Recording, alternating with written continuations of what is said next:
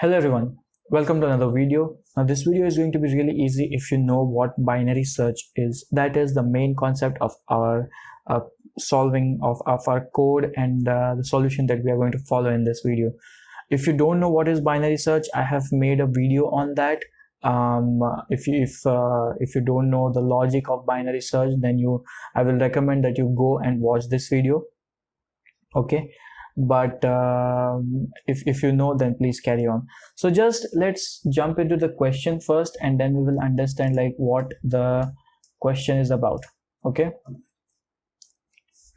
so yeah, the first thing is that we are given a 2D array, but for explanation stuff right now I will be only using 1D array, and then we can use that same logic for all the the whole 2D array. Okay, so first thing is that we are given an array. Okay, and the main thing is that it is sorted in non-increasing order. That means it is just another way of saying that it is in descending order, decreasing order.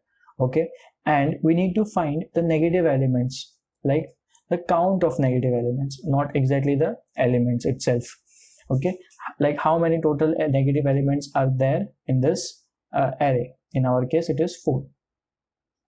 Okay, now if the data set was small, then we could have used brute force approach. Okay, it will take O m cross n of time complexity, brute force. Brute force will take O m cross n time complexity. Okay, but in the case of our binary search, okay, binary search takes only log n of time complexity. Okay, so that's why we are going with the binary search. But how does that work exactly? Because as you know, we have learned only to search a particular element using binary search. So for that, what we'll do is the same concept. This is start, this is end, and in this case this will become our mid. So what we're trying to do here is that find the first index from where the negative element starts. That means the first position of a negative element. Okay, so what we'll do is we'll check if this is negative.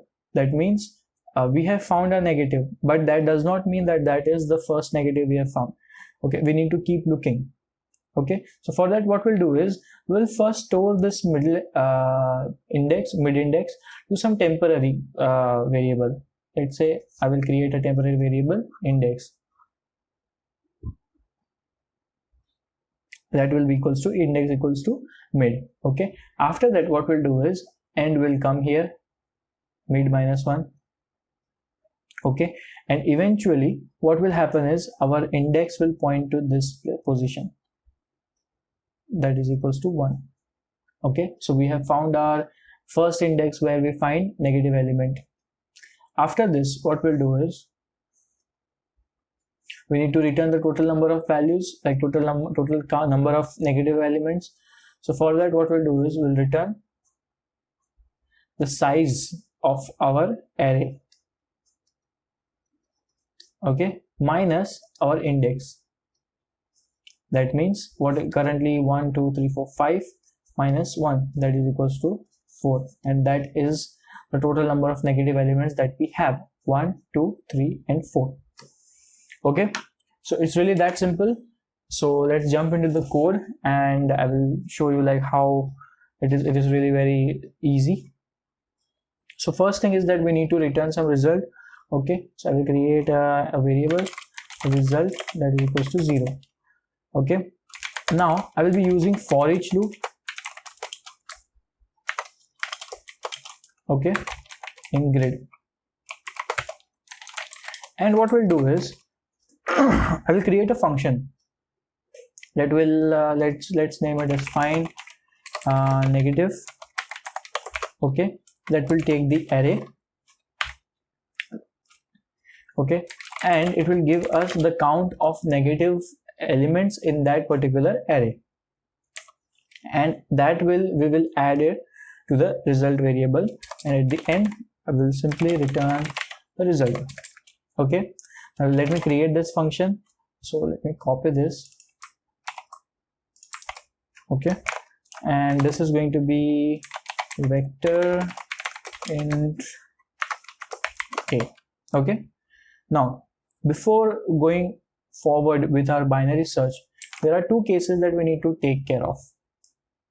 Okay, not this one. Yeah, first case is that we will encounter all positive values IGIVE. Let me write it again. All positive values. Second case is that all the values are negative. Okay, so how is this going to work? How will we find this? So there's a small simpler way to do this. That is, let's say we have 1 2 3. Okay, this is non-decreasing, right? Sorry, let's say we have 4 3 2 1 0. Okay, to check for all positive, we will check only the last element. Okay, if that last element is greater than or equal to 0, that means all the elements before are going to be greater than equals to 0. That means all the elements in the array are positive. This is the case of all positive. If all the elements in the array are positive, that means we do not have any negative elements. Okay, and if all are negative, that means that is equals to the size of our array. Okay, how are we going to check this? Let's say for this we will check the first element. If this is negative, that means all the numbers after that are going to be negative. Okay, so these are the two conditions that we need to check before continuing with the binary search.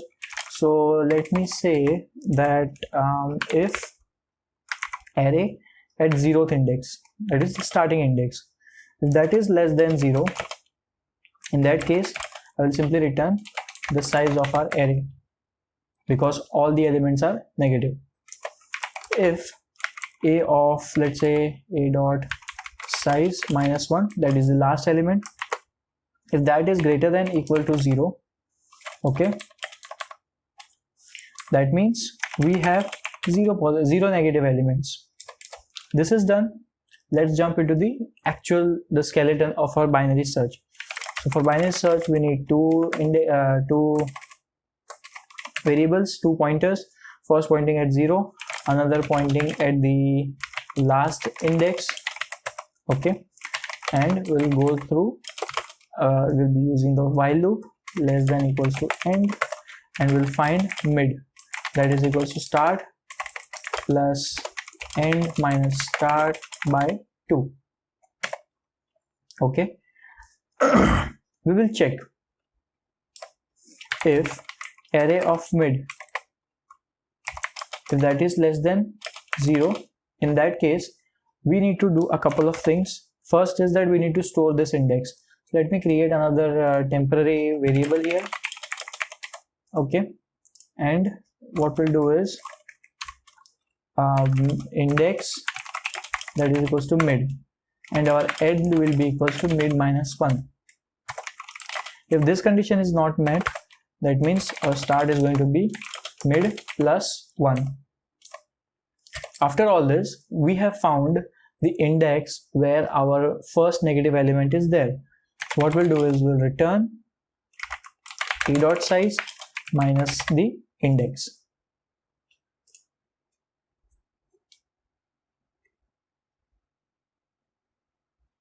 Okay, so it was really that easy.